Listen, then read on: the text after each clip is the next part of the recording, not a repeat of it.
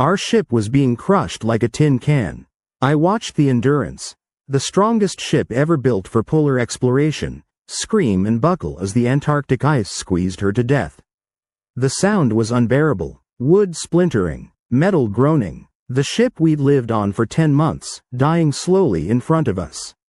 We were 28 men, stranded on pack ice in the Weddell Sea, 1,000 miles from civilization. No radio, no rescue coming, and our only way home was disappearing into the frozen ocean. Shackleton stood on the ice and said 5 words that saved our lives. We will all go home. I believed him. We all did. And 635 days later, every single one of us walked out of Antarctica alive. My name is Tom Wilson. I'm 38 years old. I'm a mountaineer and expedition guide. I live in New Zealand. I seem like a normal guy who loves climbing and adventure. But I carry memories that aren't mine, or rather, are mine from another life. I remember being Frank Wild, second in command of Ernest Shackleton's Imperial Trans-Antarctic Expedition. I remember watching our ship die. I remember 497 days on the ice. I remember waiting on Elephant Island for 4.5 months, trusting that Shackleton would return. I remember the greatest survival story ever told. And I remember it because I lived it. I discovered these memories 3 years ago during a climbing accident in the Southern Alps. I fell into a crevasse, not far, maybe 20 feet, caught by my rope. But hanging there in the blue ice, I had a vision so vivid it couldn't be imagination. I saw myself on different ice. Antarctic ice, surrounded by men in wool and canvas, not modern gear. I saw a ship trapped in frozen ocean. I saw a man, Shackleton, organizing, leading, promising. And I knew, with absolute certainty, that I'd been there before. When they pulled me out of that crevasse, I couldn't stop shaking. Not from cold, from recognition, from remembering something impossible. I spent months researching, reading everything about Shackleton's expedition, looking at photos of the crew. And when I found a picture of Frank Wild, Shackleton's loyal second-in-command, the man who kept 22 men alive on Elephant Island while Shackleton sought rescue, I saw myself. Not resemblance, recognition. That was me. That is me. Let me tell you what really happened on the ice. Not the sanitized history book version.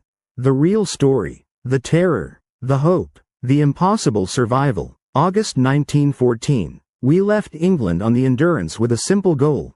Be the first expedition to cross the Antarctic continent on foot. Shackleton had tried to reach the South Pole before and failed. Amundsen had beaten him. This was his redemption. Crossing Antarctica, pole to pole, 1,800 miles on foot through the most hostile environment on Earth. We were 28 men, sailors, scientists, carpenters, photographers, a doctor. I was Frank Wild, veteran of 2 previous Antarctic expeditions, Shackleton's trusted friend and second in command. If anything happened to the boss, that's what we called Shackleton, I'd take over. The ship was beautiful. The Endurance, named after Shackleton's family motto, "By endurance we conquer." Built specifically for polar seas, with a reinforced hull designed to withstand ice pressure. She was strong. We thought she was invincible. We weren't trying to die. We were trying to make history. December 1914. We entered the Weddell Sea, pushing south through pack ice. This was normal for Antarctic exploration. You navigate through ice floes, finding leads of open water, working your way toward land. We'd done it before. We knew the risks. But 1914-1915 was a bad ice year. The worst in decades. The pack ice was thick, dense, moving in ways we couldn't predict. By January 1915, we were stuck. The Endurance was frozen solid in the ice, drifting with the pack, unable to move. Shackleton made a decision. We'd winter here, frozen in, and wait for spring when the ice would break up. Then we'd push through to land and begin the crossing. It wasn't ideal, but it was manageable. We had supplies for 2 years. We had shelter. We had each other. We didn't know the ice would never let us go. For 10 months, the Endurance drifted frozen in the pack ice. We made the best of it. Shackleton was brilliant at keeping morale high. We had daily routines, work, exercise, games, music. We hunted seals and penguins for fresh meat. We celebrated birthdays and holidays. We put on shows and competitions. But the ice was always there. Always moving. Always pressing. We could hear it at night, grinding, groaning, shifting. The pressure was immense. Miles of ice, pushed by wind and current, squeezing everything in its path. October 27, 1915. The ice won. I was on deck when I heard the first crack. Not ice cracking, the ship cracking. The hull, reinforced and strong, beginning to buckle under pressure that nothing human-made could withstand. The Endurance was being squeezed between ice floes, and she was losing. Shackleton ordered us to offload supplies onto the ice. Tents, food, sleds, anything we'd need to survive.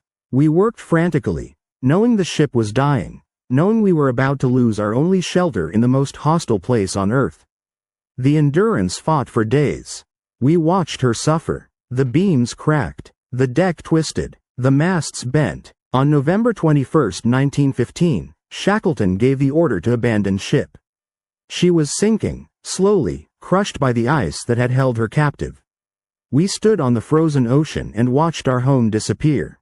The ship that was supposed to carry us across Antarctica, gone. Swallowed by ice and ocean.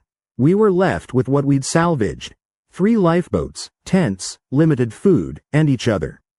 28 men, on floating pack ice, 1,000 miles from the nearest human being. No way to call for help. No one even knew where we were. Shackleton called us together. I remember his face, calm, determined, absolutely refusing to show fear. He said, "Ship and stores have gone, so now we'll go home."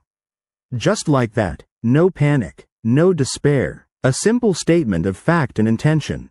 We would go home, all of us. We believed him because we had no other choice. We camped on the ice for 5 months, living in tents on pack ice that could break apart any moment.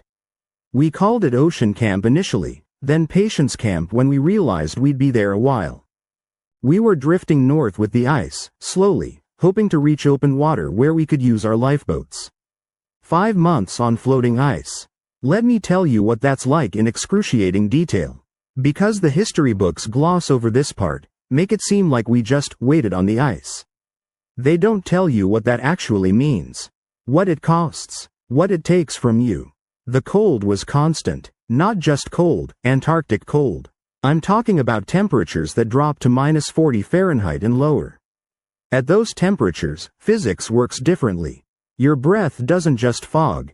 It crystallizes instantly, creating tiny ice crystals that hang in the air. Your beard becomes a solid mass of ice. Mucus freezes in your nose. Your eyelashes stick together when you blink. Your sleeping bag, made from reindeer hide, the best Arctic gear available in 1915, freezes solid during the day. At night, you have to force your way into it, the leather cracking and stiff, and it takes an hour of body heat before it becomes pliable enough to actually provide insulation. By then, you've lost so much heat that you're shaking uncontrollably, and it takes another hour to stop shivering enough to sleep. And you never fully sleep. You can't, because the ice is alive. The pack ice we lived on wasn't solid ground. It was floating, drifting, constantly moving ocean ice. Sometimes 10 feet thick, sometimes only a few feet, always under pressure from wind and current pushing millions of tons of ice against each other. At night, you'd lie in your frozen sleeping bag and hear it, grinding, groaning, cracking. Sometimes close, sometimes far away, always there. The sound of ice breaking is distinctive. First a distant crack, sharp as a gunshot. Then a rumbling as the break propagates. Then sometimes, and this is what kept us awake, the sound of water rushing through the gap. Because when ice breaks apart, it reveals the ocean beneath. The black, freezing ocean that would kill you in minutes if you fell through. We had crack drills. Middle of the night, someone would shout, "Crack!" and we'd scramble out of our tents to assess. More than once, we found splits running right through our camp. Leads of black water opening up, sometimes just feet from our tents. We'd pack up in the darkness, temperatures 40 below, move the entire camp to more solid ice, resettle. By the time you got back in your sleeping bag, it was frozen solid again, and you'd start the whole warming process over. Food was a constant obsession. We had supplies from the Endurance, pemmican, concentrated meat and fat, biscuits, flour, tea, sugar, carefully rationed by Shackleton. Each man got specific portions, weighed out precisely. A biscuit and a half for breakfast. A cup of hot pemmican, hoosh, for lunch. Another cup for dinner. Tea with a tiny spoonful of sugar. That was it. It wasn't enough. We were burning massive calories just staying warm, just existing in that climate. We were slowly starving even while eating every day. You could see it in the men. Faces getting gaunt, cheekbones prominent, eyes sunken. We were all losing weight we couldn't afford to lose. So we hunted seals and penguins. And let me tell you about seal hunting on the ice, because it's not romantic or adventurous. It's brutal and necessary. Seals would come up through cracks in the ice to breathe. We'd wait for hours in the freezing wind, watching for them. When one appeared, we'd shoot it. We had rifles salvaged from the Endurance. Then comes the hard part. Getting a 400-pound dead seal out of the water onto ice without falling in yourself. Then you skin it. Your hands are already numb from cold. The knife is difficult to grip. The seal's blubber is thick, sometimes 6 inches, and you have to cut through it to get to the meat. The smell is overpowering. Blood freezes on your hands, on your clothes. But you keep working because this seal represents days of food. We used everything. The meat, obviously, dark, oily, strong tasting, but protein. The blubber for fuel. We'd render it down, fill lamps, burn it for heat and light. The smell of burning seal blubber is something you never forget. Acrid, oily, pervasive. Everything you owned smelled like it. Your clothes, your sleeping bag, your hair, your skin. You couldn't escape it. Penguins were easier to catch but provided less food. They're curious birds. They'd waddle up to investigate us, and we'd club them. It sounds cruel, and it was, but it was also survival. Penguin meat is better than seal, less oily, almost chicken-like. But one penguin doesn't go far split between 28 men. The clothes situation was desperate. We'd left the Endurance wearing what we had, wool layers, canvas outer layers, leather boots. All designed for Antarctic exploration, all the best gear 1915 could provide. But it wasn't designed for 5 months of continuous use in extreme conditions. Wool, when it gets wet, and it always gets wet, from snow, from sweat, from spray, doesn't dry in Antarctic cold. It freezes, so you're wearing frozen wool against your skin. The canvas outer layers freeze stiff as boards. Your boots freeze solid overnight. Every morning, you have to force your feet into frozen boots, a process that takes 15 minutes of pain and effort. And you can't change clothes. You don't have extras. What you're wearing is what you have. So those clothes get filthier, more damaged, more frozen every single day. Patches wear through, seams split, but you keep wearing them because the alternative is freezing to death. Frostbite was common, not severe enough to lose fingers or toes. Shackleton was vigilant about checking the men, forcing them to warm frozen extremities before permanent damage occurred.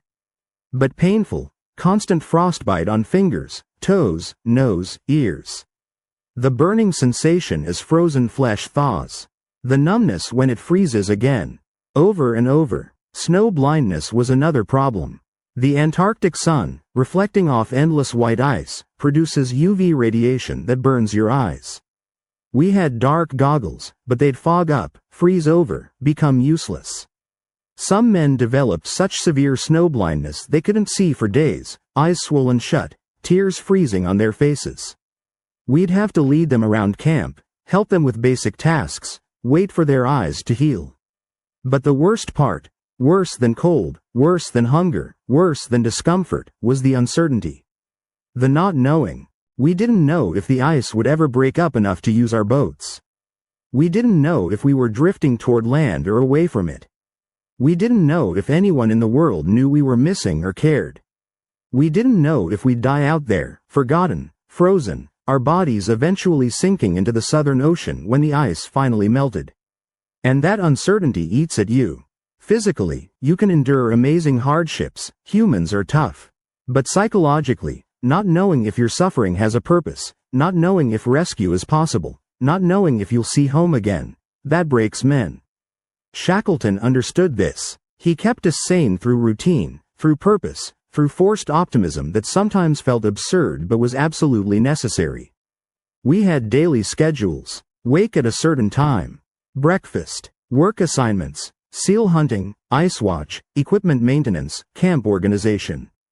Lunch. More work. Dinner. Evening activities. Games. Music. Storytelling.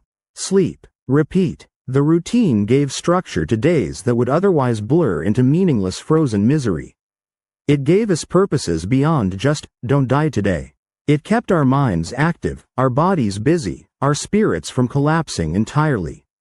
Shackleton led by example. He took the same rations as everyone else, no extra food for the leader. He did the same work. He shared the same tent, the same hardships. When morale got low, he'd organize a football match on the ice, 22 frozen, starving men kicking a makeshift ball around, laughing despite everything, just because it gave us something else to think about. He organized sing-alongs, men with frozen beards and frostbitten fingers, singing music hall songs and sea shanties, our voices small and absurd against the vastness of the Antarctic ice. But it helped. It reminded us we were still human, still capable of joy, still more than just survival machines. Christmas 1915 we celebrated on the ice. Shackleton broke out special rations. A slightly larger meal, a bit of extra sugar, a tiny tot of rum salvaged from the ship. We sang Christmas carols. We pretended, for a few hours, that we weren't slowly dying on floating ice in the most remote place on Earth. We pretended we were home, with families, with futures. And then Christmas passed, and we went back to the grinding reality of survival. I watched Shackleton age during those months. He was 41 when we left England, young and vital and confident. By the time we reached Elephant Island, he looked 60. The weight of 28 lives, the failure of his expedition, the impossible task of keeping hope alive, it was crushing him. His hair went gray. Lines appeared on his face that weren't there before. He slept less than anyone, constantly checking on the men, planning, worrying. But he never let us see him break. Never let us see doubt or fear or despair. He was our rock, our certainty in an uncertain world. And because he believed we'd survive, we believed it too. Frank Wilde, me, in that life, was his shadow. Where Shackleton led, I supported. When he needed someone to enforce discipline, I did it. When he needed someone to boost morale, I organized games and activities. When he needed honest counsel, I gave it. We were a team, brothers in everything but blood. And I learned from him. Leadership isn't about being the strongest or the smartest. It's about being the most determined. About refusing to quit when everyone else wants to. About carrying the weight so others don't have to. About making impossible decisions and living with the consequences. Those lessons didn't die with Frank Wilde. They carried forward, into Tom Wilson, into me, into every expedition I lead, every crisis I face, every moment when giving up seems easier than going on. Because I know what's possible. I know what humans can endure. I know that with the right leadership, with the right support, with the right determination, you can survive anything. Even 5 months on floating Antarctic ice, drifting slowly toward an uncertain fate, cold and hungry and scared but still alive, still fighting, still believing in rescue. April 1916. The ice finally broke up. We'd drifted far enough north that the pack ice was thinning, breaking into smaller floes. Open water appeared, the ocean we needed to escape. But it also meant danger. Our solid ice camp was disappearing beneath us. We launched the 3 lifeboats, the James Caird, the Dudley Docker, and the Stancomb Wills. 28 men, 3 small boats, hundreds of miles of the Southern Ocean between us and land. Any land. The nearest land was Elephant Island, a tiny, barren rock north of the Antarctic Peninsula. It was 200 miles away through some of the worst seas on the planet. But it was land, solid ground. After 497 days on ice and ocean, we needed land. The boat journey to Elephant Island was hell. 7 days in open boats, battered by waves, soaked by freezing spray, rowing and sailing through gales and icebergs. We were constantly wet, constantly cold. Frostbite was common. Some men developed hypothermia so severe they couldn't function. We had to wrap them in whatever dry clothes we had and keep rowing. I was in the Dudley Docker. 22 feet long, packed with 9 men and supplies. Every wave threatened to swamp us. We bailed constantly, slept in shifts, though sleep was almost impossible. You'd doze for minutes, wake up frozen and soaked, keep rowing. The Southern Ocean is the roughest ocean on Earth. Waves 40, 50, 60 feet high. Wind screaming. No land to break the weather.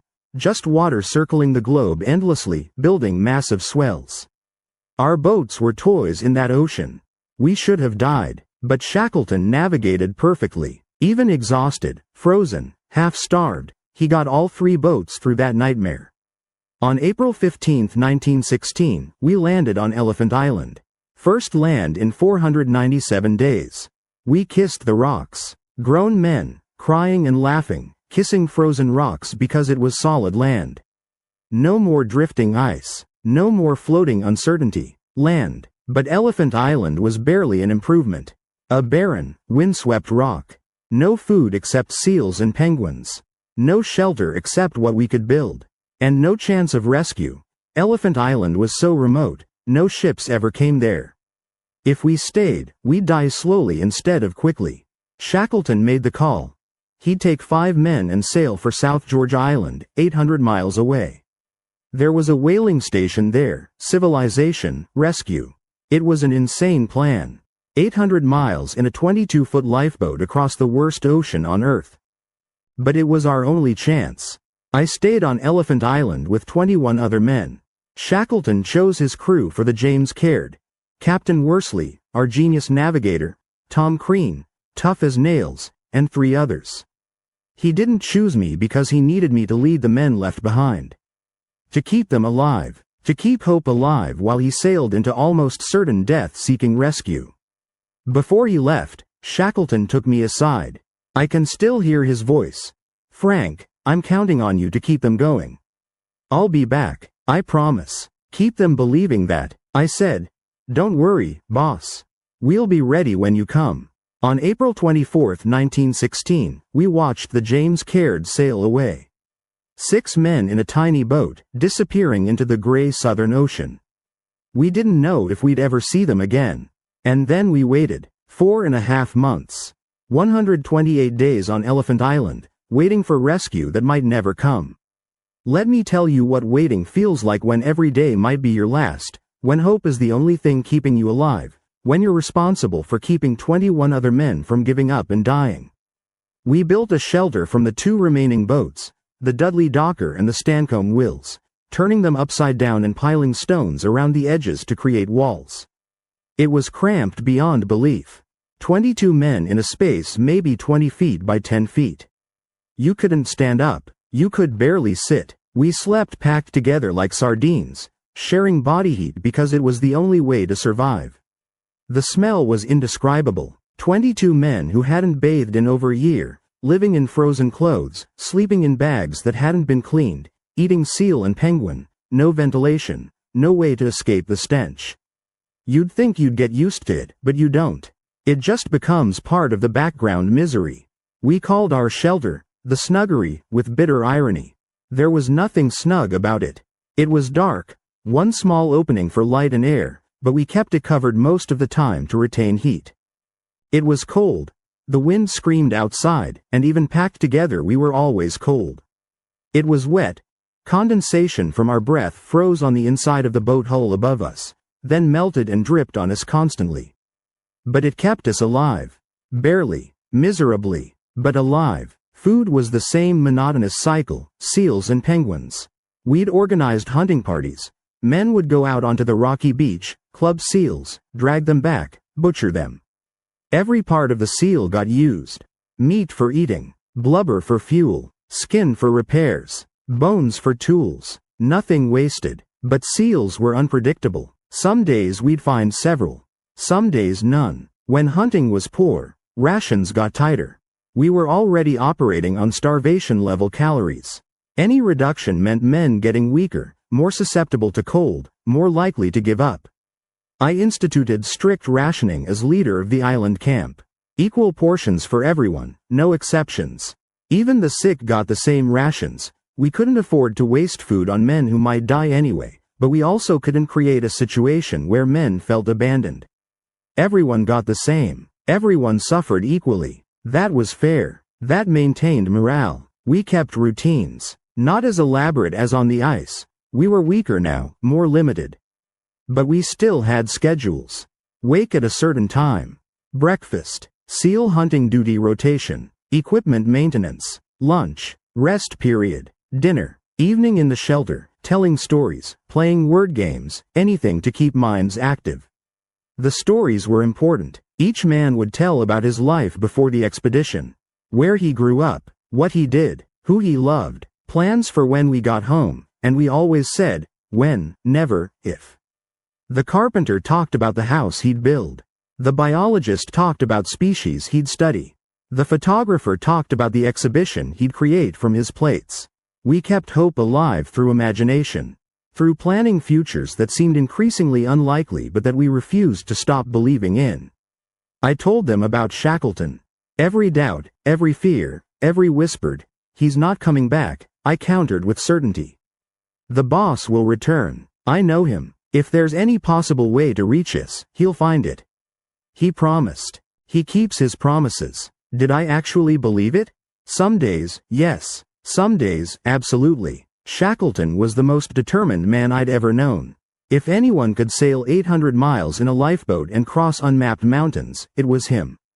Other days? I wasn't sure. The Southern Ocean is merciless. The James Caird was a 22-foot open boat. They had minimal supplies, no backup, no safety net. The odds were overwhelming that they'd been destroyed by storms, capsized by waves, frozen to death, or starved. The odds were that I was lying to these men, keeping false hope alive because the alternative, accepting that we'd die here, was unthinkable. But I never showed doubt. Never let them see me waver. Because that's leadership. That's what Shackleton taught me. You carry the fear alone. You show the men only certainty. Frank Wilde's burden, my burden in that life, was different from Shackleton's. He had to cross an ocean and mountains. I had to keep men alive and sane while he did it. Different challenges, equally impossible, equally necessary. Days turned into weeks. May became June. We marked time by changes in weather. Winter setting in. Days getting shorter, temperatures dropping further. The sun barely rose above the horizon. We lived in twilight, in perpetual cold, in endless waiting. Men got sick. Frostbite worsened. One man developed what we thought was a heart condition, irregular beats, chest pain, weakness. There was nothing we could do. Our doctor did his best with limited supplies, but mostly we just watched and hoped he'd pull through. He did, eventually, but there were weeks where we thought we'd have our first death. Weeks where I had to plan what we'd do with a body on Elephant Island. Where we'd bury it, what we'd tell the other men, how we'd maintain morale if someone died. The psychological strain was worse than the physical hardship. Physically, we adapted. Humans are amazingly resilient. We got used to being cold, to being hungry, to being uncomfortable. But psychologically, the not knowing was torture. Every day someone would ask, "Do you think they made it?" And I'd say, "Yes. Absolutely." And I'd see in their eyes whether they believed me. Some men held strong. They truly believed Shackleton would return, never wavered, remained optimistic even in the darkest moments. Those men were invaluable. They reinforced my message, spread hope, kept spirits up. Others were barely hanging on. You could see it in their eyes, the despair, the resignation, the slow acceptance of death. Those men required constant attention. I'd sit with them, talk to them, remind them of home, of families, of futures. I'd assign them tasks to keep them busy. I'd praise any small contribution to keep them feeling valued. Because the moment a man gives up, he starts dying. Not immediately, but inexorably. He stops eating as much. Stops fighting the cold as hard. Stops caring about survival. And then one morning he doesn't wake up, and you've lost him. I couldn't lose anyone. Shackleton trusted me to keep them all alive. I'd promised him, all safe, all well.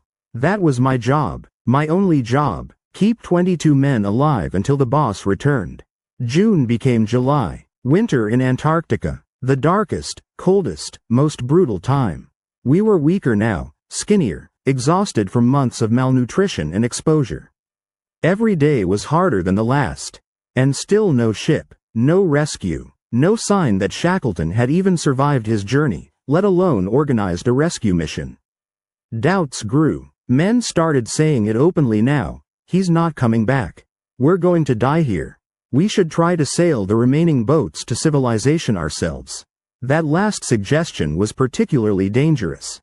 The Dudley Docker and Stancomb Wills were our shelter. If we destroyed the shelter to sail somewhere, and we didn't make it, we'd all die faster. But desperate men think desperate thoughts. I had to shut that down. Had to maintain authority, maintain the plan. We wait for Shackleton. No matter how long it takes.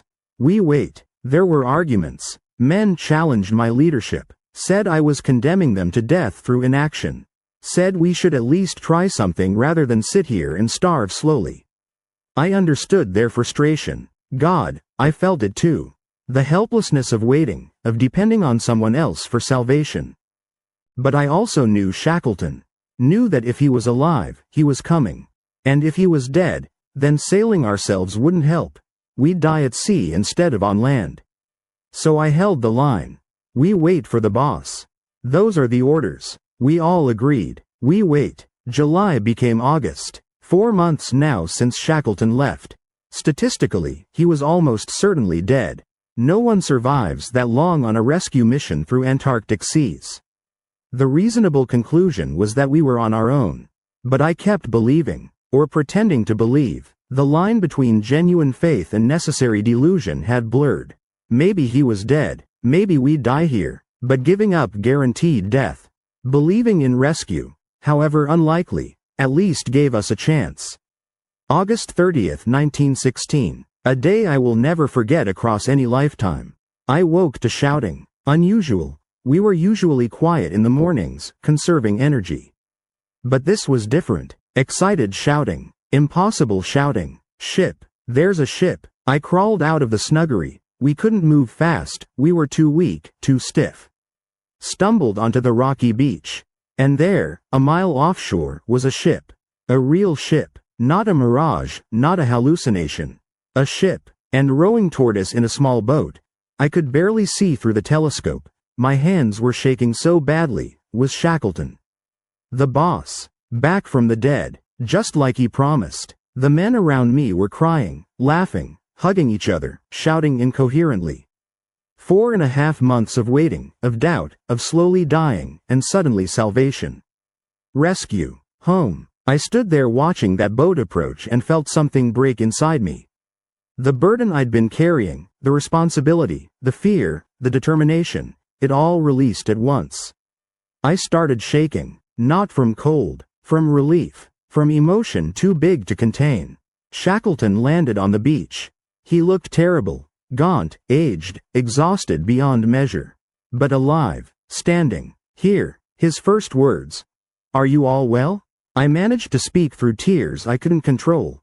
All safe, all well, boss. 22 men, not one lost. 4.5 months on Elephant Island, and I'd kept my promise. I'd kept them all alive. Shackleton grabbed my shoulder, looked me in the eyes. I saw his relief, his pride, his own barely controlled emotion.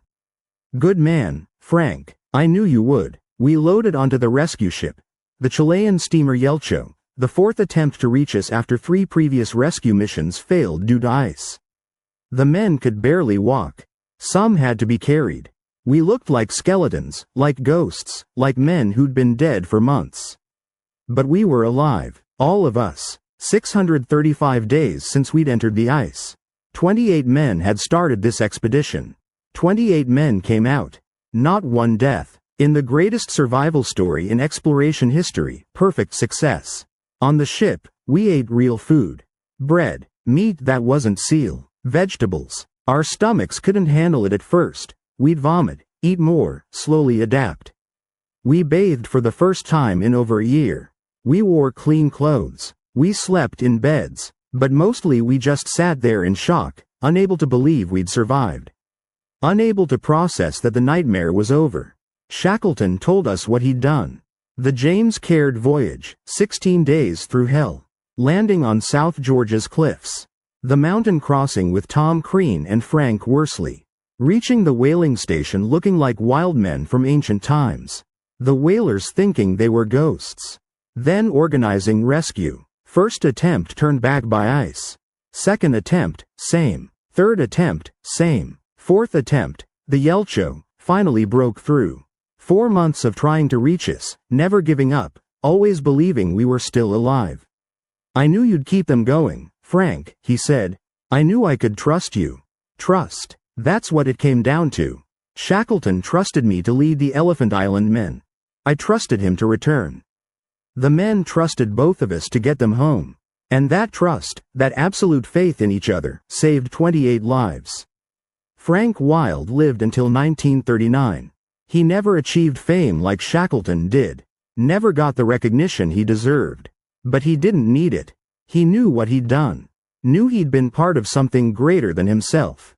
And when he died, those memories, those lessons, that experience, it didn't disappear. It came forward. Into Tom Wilson. Into me. That's what I carry from Frank Wild's life. Not just the survival. The leadership. The trust. The absolute refusal to give up on anyone. Tom Wilson. Me. Now, in 2024, I'm a guide because of it. I lead expeditions in New Zealand, in Nepal, in Patagonia. And I follow Shackleton's principles. Never leave anyone behind, keep morale high, make hard decisions but share the burden, led by example. I've had situations where I could have left slower climbers behind, made faster progress, achieved summits. But I don't. I get everyone home, every time, all safe, all well.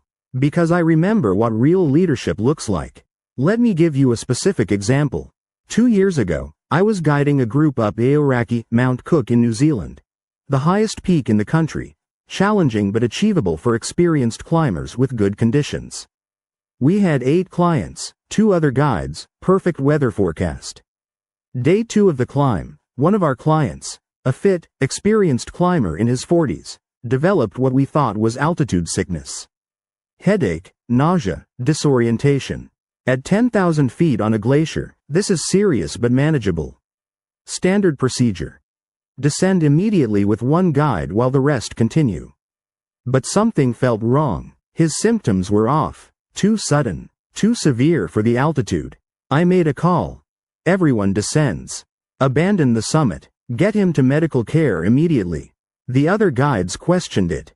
The clients were frustrated. They'd trained for months, paid significant money, come all this way. Descending meant no summit, failed expedition. But I insisted. Everyone down. Now. We got him to a hospital 4 hours later. He had a brain hemorrhage. Not altitude sickness. A blood vessel in his brain was leaking. The doctors said if we'd waited another few hours, if we'd sent him down alone while the rest summited, he would have died on the descent or shortly after reaching base. My decision to bring everyone down probably saved his life. Definitely saved him from dying alone on a mountain. The clients were angry initially. They'd wanted that summit. But when they learned what had really happened, what would have occurred if we'd continued, they understood. One of them told me, "You chose his life over our ego." That's real leadership. That's Shackleton. That's Frank Wild. That's what I learned on the ice 110 years ago and carry forward today. People over objectives. Every time. Always. I've aborted summits because weather turned bad. I've turned groups around hours from the top because someone was struggling. I've never lost a client. Not one. In 15 years of professional guiding, perfect safety record. People ask how. The mountains are dangerous. Accidents happen. How have I never lost anyone? The answer is simple. I remember Elephant Island. I remember what it means to be responsible for lives. I remember the weight of keeping men alive when failure means death. I remember Shackleton's trust, and I refuse to break that trust, even in this life, even with different people. The lessons from the Endurance Expedition go deeper than just safety. They're about how humans function under extreme stress, about what leadership really means, about the difference between management and true command. Shackleton was a master of human psychology. He understood that survival isn't just about physical strength or resources. It's about mental toughness. It's about hope. It's about maintaining human dignity even in degrading circumstances. On the ice, he could have rationed food unequally, given more to the stronger men who did more work.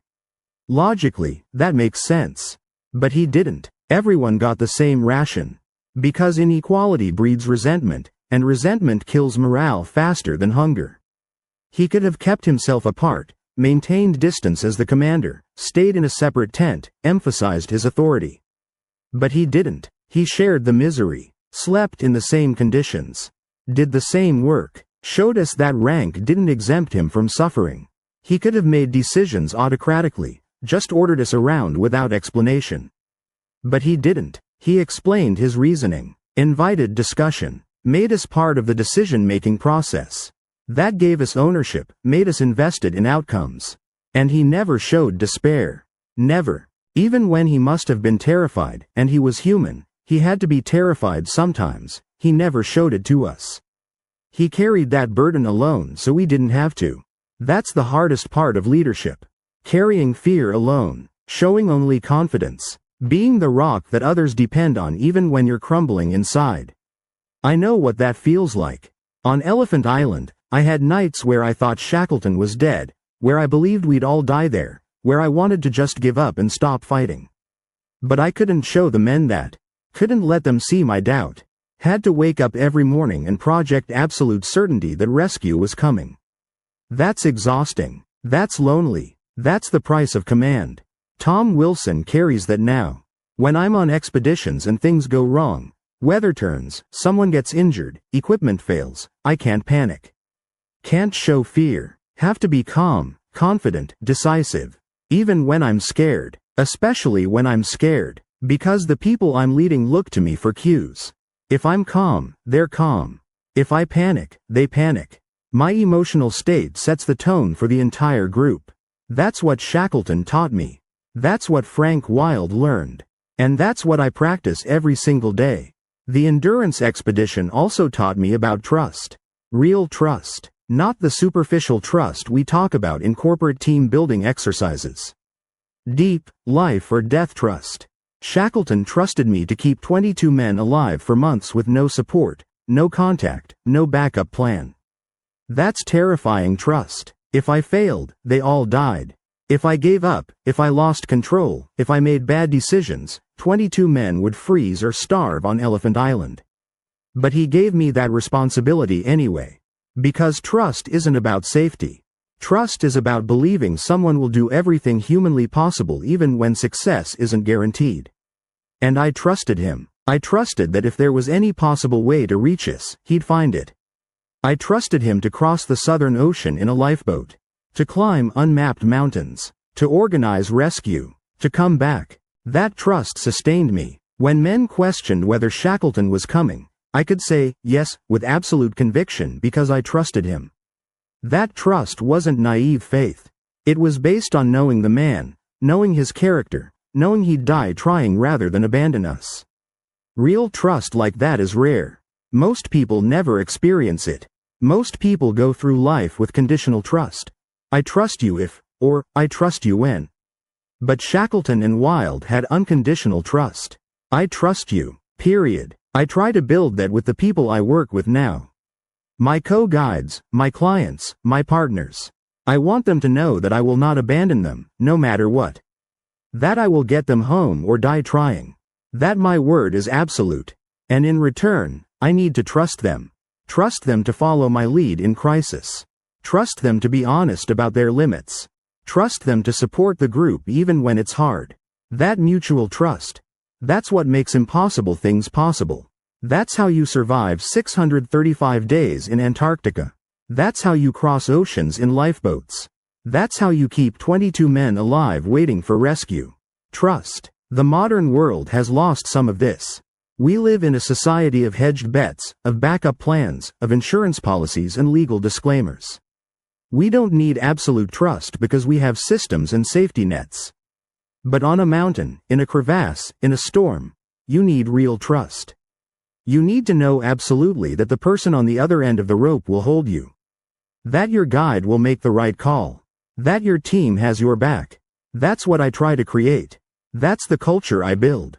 Shackleton's culture. Frank Wilde's culture. A culture where trust is earned through actions and proven through crisis.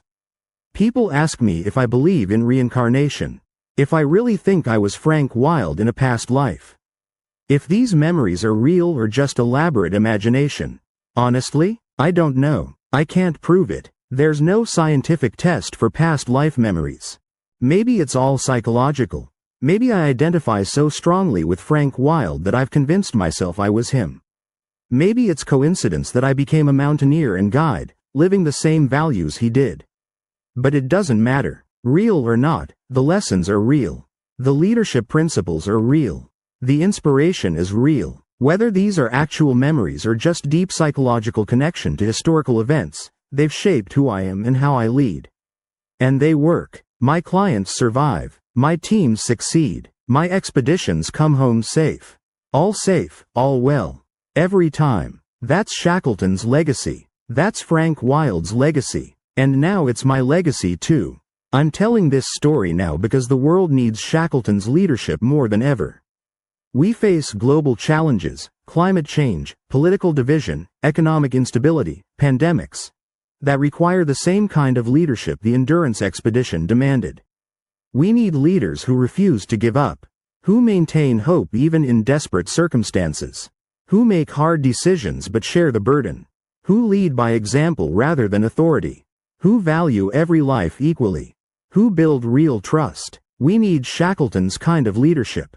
The kind that says, we will all go home, and then does whatever it takes to make that true. That's why I guide. That's why I teach these principles. That's why I'm telling you this story. Because if one person hears it and becomes a better leader, if one person learns to value people over objectives, to build real trust, to carry their team through crisis, then Frank Wilde's experience, and Shackleton's example, continues to matter. My name is Tom Wilson. I'm 38 years old. I guide expeditions in New Zealand. I look like a regular adventure guy. But I carry 635 days of Antarctic survival in my soul. I carry the memory of watching the Endurance die, of waiting on Elephant Island, of believing in rescue when all logic said it was impossible. And I carry Shackleton's most important lesson: we will all go home. That's not just about geographical home. That's about bringing everyone through the crisis safely. That's about refusing to sacrifice anyone for convenience or speed or personal glory. That's about leadership that serves people rather than using them. All safe, all well.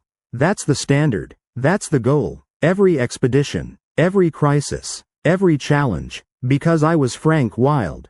I remember. And I know what humans are capable of when we refuse to abandon each other. The greatest survival story in history wasn't about one man being a hero. It was about 28 men supporting each other, trusting each other, refusing to give up on each other. It was about Shackleton leading and Wilde supporting and all the men enduring together. That's the real lesson. Together, we can survive anything. Divided, we die. Simple as that.